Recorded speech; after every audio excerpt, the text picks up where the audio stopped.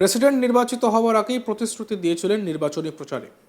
বলেছিলেন আমেরিকা থেকে অবৈধভাবে বসবাসকারীদের তাড়ানো হবে। এরপর ঐতিহাসিক নির্বাচন জিতে দেশের 47তম প্রেসিডেন্ট নির্বাচিত হয়েই কথা রাখলেন আমেরিকার প্রেসিডেন্ট ডোনাল্ড ট্রাম্প। প্রেসিডেন্ট হিসেবে শপথ নেওয়ার 3 দিনের মধ্যেই ব্যাপক ধরপাকড়ের সাক্ষী রইল আমেরিকা। আমেরিকায় অবৈধভাবে বসবাসকারী মানুষকে গ্রেপ্তার করা শুরু হয়েছে, এমনকি ধৃতদের যার যার নিজের দেশে পাঠানোর কাজও শুরু হয়েছে। এ বিষয়ে হোয়াইট হাউসের প্রেস সেক্রেটারি ক্যারোলিন লিয়েভিট জানান, ইতিমধ্যেই আমেরিকার প্রশাসন 538 জন অবৈধভাবে বসবাসকারী মানুষকে গ্রেপ্তার করেছে। এর মধ্যে 100-র বেশি মানুষকে সেনার বিমানে ডিপোর্ট অর্থাৎ ফেরত পাঠানোর কাজ শুরু হয়েছে। হোয়াইট হাউসের প্রেস সেক্রেটারি আরও জানান, ধৃতদের মধ্যে জঙ্গি সন্দেহভাজন ট্রেন ডে আরাগুয়া গ্যাংয়ের 4 সদস্য এবং অপ্রাপ্ত বয়স্কদের উপরে শারীরিকভাবে খারাপ কাজ সংক্রান্ত জড়িতরাও রয়েছে। তার মতে আমেরিকার ইতিহাসে সবথেকে বড় ডিপোর্টেশন প্রক্রিয়া চলছে। প্রতিশ্রুতি পালন করা হয়েছে। প্রসঙ্গত, দেশ থেকে অবৈধ অভিবাসীদের বিতরণের ব্যাপারে প্রথম থেকেই কঠোর পদক্ষেপের কথা জানিয়েছিলেন ট্রাম্প। শপথ নেওয়ার পর তার মুখে শোনা গিয়েছিল সীমান্ত সুরক্ষিত করার কথা। তিনি আরও জানিয়েছিলেন এতদিন বৈধ নথি ছাড়া আমেরিকায় বসবাসকারীদের দেশ থেকে ফেরত পাঠানো হবে। এই সমস্ত অবৈধ বসবাসকারীদের চিহ্নিত করার কাজও শুরু হয়েছে, এমনটাই জানিয়েছিলেন ট্রাম্প।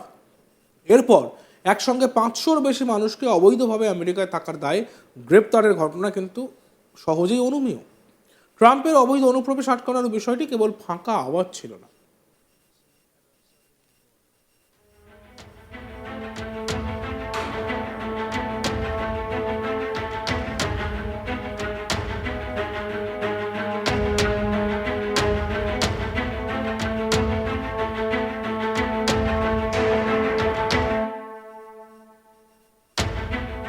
জানা গিয়েছে, শপথ গ্রহণের পর থেকে মঙ্গলবার পর্যন্ত অভিবাসন সংক্রান্ত 100-র বেশি নয়া সিদ্ধান্তে স্বাক্ষর করেছেন USA president Donald Trump. Joe Biden আমলের 78টি নির্বাহী আদেশ বাতিল করা হয়েছে, সেই জায়গায় নতুন 47টি আদেশে স্বাক্ষর করেছেন তিনি। এ সময় অবৈধ অভিবাসীদের শক্ত হাতে দমন করার ঘোষণাও দিয়েছেন তিনি। ইউএসএর বিভিন্ন অঙ্গরাজ্যে অবৈধ অভিবাসীদের শনাক্তে সন্দেহভাজন প্রত্যেককে জিজ্ঞাসাবাদ করা হচ্ছে। আর এই বিষয়ে ডোনাল্ড ট্রাম্প কি বলেছেন শুনুন।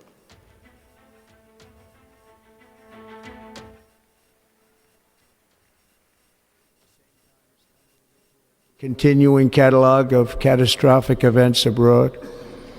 It fails to protect our magnificent, law-abiding American citizens, but provides sanctuary and protection for dangerous criminals, many from prisons and mental institutions that have illegally entered our country from all over the world.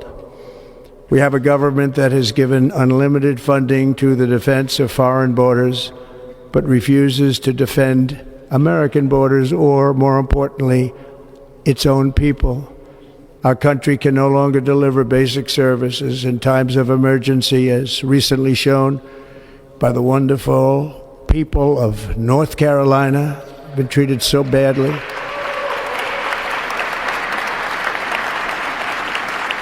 And other states who are still suffering from a hurricane that took place many months ago.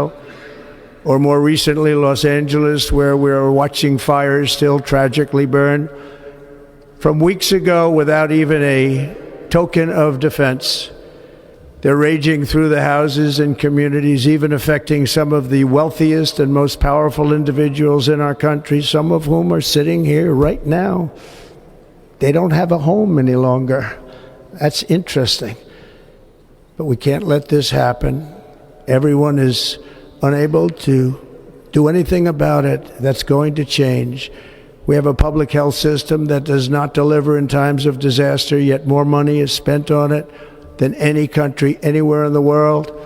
And we have an education system that teaches our children to be ashamed of themselves in many cases, to hate our country despite the love that we try so desperately to provide to them.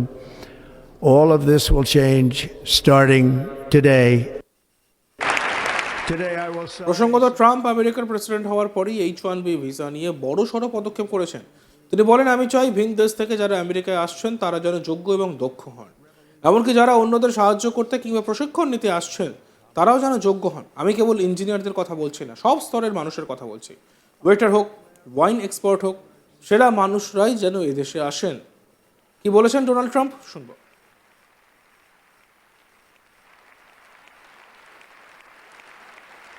Well, I like both sides of the argument, but I also like very competent people coming into our country, even if that involves them training and helping other people that may not have the qualifications they do.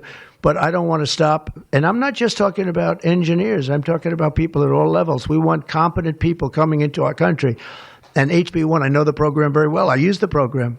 Maitre d's, wine, experts, even waiters, high quality waiters.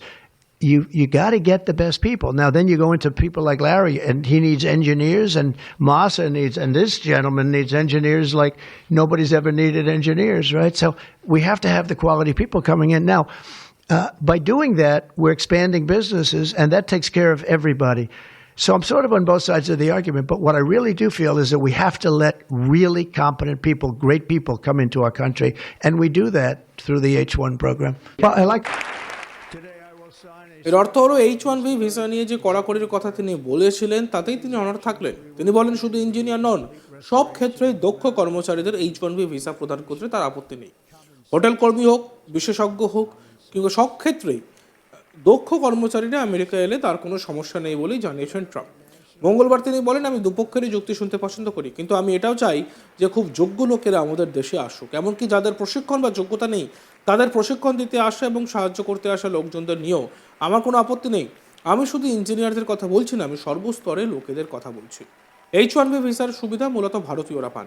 এর জেরে ভারতের প্রতিভাবান কর্মীরা আমেরিকায় গিয়ে কাজ করেন। প্রতি বছর হাজার হাজার ভারতীয়কে নিয়োগ করা হয় বিভিন্ন সংস্থার পক্ষ থেকে, আমেরিকান সংস্থার পক্ষ থেকে। ফলে এই ভিসা নিয়ে কড়াকড়ি হলে ব্যাপক প্রভাব পড়বে বলে মনে করছেন বিশেষজ্ঞরা।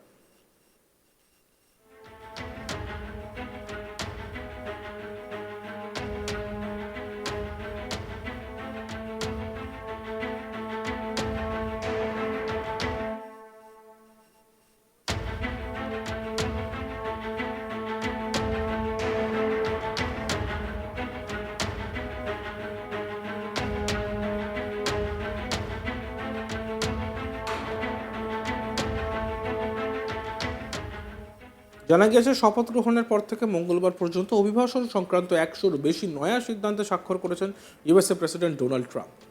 জো বাইডেন আমলের 78টি নির্বাহী আদেশ বাতিল করা হয়েছে, সেই জায়গায় নতুন 47টি আদেশে স্বাক্ষর করেছেন তিনি। এ সময় অবৈধ অভিবাসীদের শক্ত হাতে দমন করার ঘোষণাও করেছেন তিনি।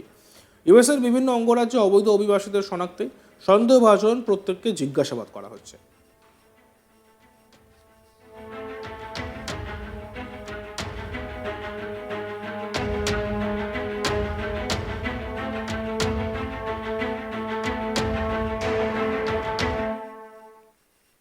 দেখতে থাকুন আজ তাক বাংলা। আমাদের ভিডিওসগুলিকে অবশ্যই লাইক করবেন, কমেন্টস করবেন, শেয়ার করবেন এবং চ্যানেলটিকে সাবস্ক্রাইব করতে ভুলবেন না।